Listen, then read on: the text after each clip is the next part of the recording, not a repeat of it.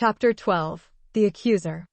As the two continued heading for the outskirts of the city, Val cocked his head slightly to the side. A puzzled look began to creep up his head and crouch above his chin. "Did you hear that?" he inquired as he slowed to almost a complete stop.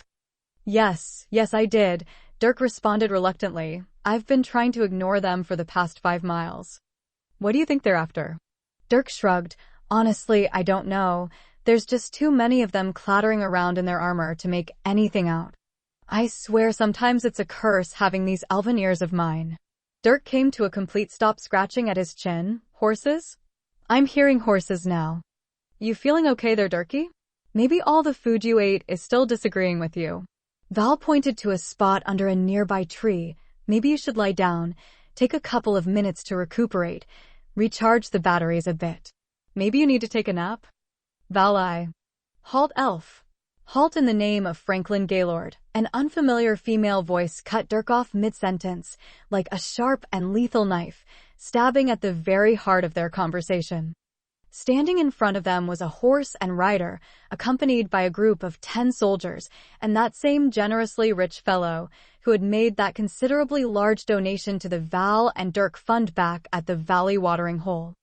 How did he figure that out so quickly? Val thought to himself, giving Dirk a look that said, "It's not my fault." Val slowly reached for his new daggers, but Dirk had this look that said, "Let's see how this plays out," so he let his hands relax to the side and waited.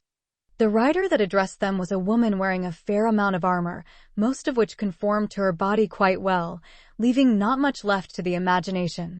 Most of this armor was shiny silver with onyx detailing throughout, giving this very ominous vibe that sent a chill down the spine by just glancing at it. This made it hard to gaze at the more enjoyable features. A plain and simple chromed circlet adorned her head, a single onyx-colored ruby set in a recess at the center of it, and the dark color made the gemstone look dead and lifeless. Other than the unknown of the foreboding jewel, the main purpose of the circlet seemed to be to hold back her short black hair from falling in front of her face. A long cape followed behind her like a cloud of smoke trailing behind, coming to rest on the back of her horse. The horse that she rode was white with a midnight black mane and tail, with its own armor that seemed to match that of its rider's, even though the horse was clearly not a mare by any means. "Let the hostage go and surrender yourself peacefully. No one needs to get hurt," the woman commanded in a voice that demanded their attention.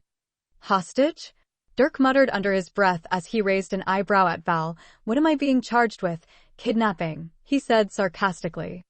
"Mr. Gaylord has charged you with grand larceny, stating that you alone are responsible for stealing a large portion of his fortune. Now on your knees, elf." Without warning, a sword materialized in her hand, pointing directly at Dirk. Whoa. Dirk threw his arms into the air in protest. "Just wait a minute here. Why me? Why accuse me of kidnapping?" His voice trailed off at the word. Disbelief hung all over that one. "Mr. Gay," the woman was interrupted before she could finish the name, as the Mr. Gaylord pushed forward, moving in front of the line that her soldiers formed with her in the center. "Yes, I'll tell you exactly what you did, as you did it." Franklin wasted no time retelling his story, only he seemed to leave Val completely out of it. He pointed out that Dirk pickpocketed his purse as he ran from the tavern and fled into the busy streets, clearly fleeing from his guilt. All through Franklin's story, he shouted and pointed at Dirk, gradually getting closer and closer to him. The woman rider sighed in irritation at this, all the while trying to keep herself between elf and man. "Mr. Gaylord, you simply must get a hold of yourself." The rider's voice was starting to rise in pitch, sweat dripped down her forehead, as she could clearly not handle the accuser, whose hot temper was putting him increasingly in danger. Dirk, with hands still in the air, "So, how much did I steal? What's your name? And how could a small fortune fit into a small purse that I was apparently able to pilfer with ease?" he questioned. "Just look at these mitts.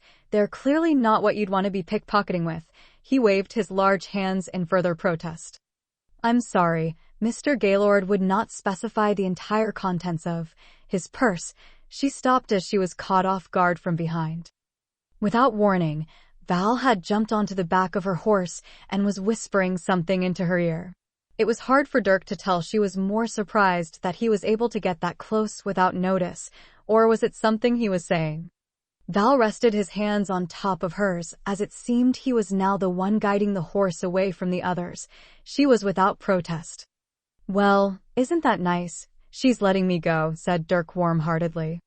"No, she's not," Gaylord retorted. "Yes. See, there she goes." "No, your partner is corrupting her, stealing her away." "Partner? Now I thought he was my hostage." Dirk was starting to rub his forehead, only slightly irritated. Only it wasn't slight. "He was in it all along," Gregory shouted. "Get him already. Isn't that what I'm paying you for?" At his command, the soldiers were now starting to form a circle around Dirk, hands on the hilts of their weapons. "Now why don't we keep this between you and me?" Dirk said calmly. They may have had a chance when the lady was around. It was evident there was going to be a confrontation now, as the soldiers were still pressing in. "Oh, come on guys. No one needs to get hurt here. Not now, not today." Dirk was already starting to stretch his arms, getting ready for the battle. "Think about your families. Maybe you have children. What would they think of you now?" "Oh look, the elf's afraid." "We have him now, boys." One of the guards shouted to the others as he unsheathed his sword.